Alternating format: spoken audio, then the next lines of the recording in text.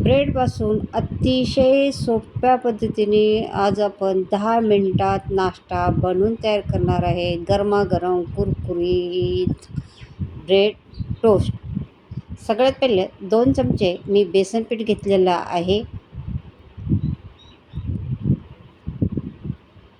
1 वाटीवर बारीक कट केलेला कांदा घेतलेला आहे. 1 वाटी बारीक कट केलेलं टमाटर घेतलेलं आहे. 1 वाटी बारीक कट केलेली शिमला मिरची घेतलेली आहे. 2 हिरव्या मिरच्या बारीक कट करून घेतलेल्या आहे.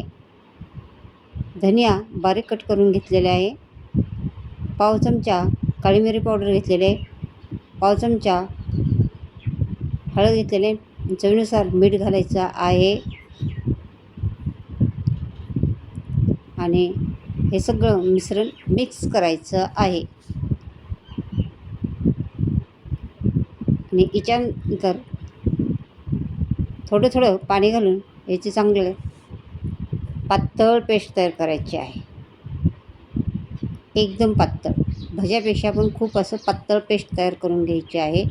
आणि आता एक पॅन घ्यायचा आहे. त्याच्यामध्ये तुम्ही तुमच्या आवडीनुसार तुम्ही तेल घालू शकता. मी तूप घातलेलं आहे. 1 चमच्यावर तूप घालून घ्यायचं आहे आणि तूप चांगलं पॅनला पसरून लावायचं आहे. पॅन गरम झालेला आहे. आता याच्यामध्ये ब्रेड घ्यायचा आहे आणि ब्रेड चांगला आपल्याला बुडवून घ्यायचा आहे. आणि दोन्ही बाजूनी आपण जे बेटर तयार केलेलं ब्रेडला चांगलं लावून घ्यायचं आहे.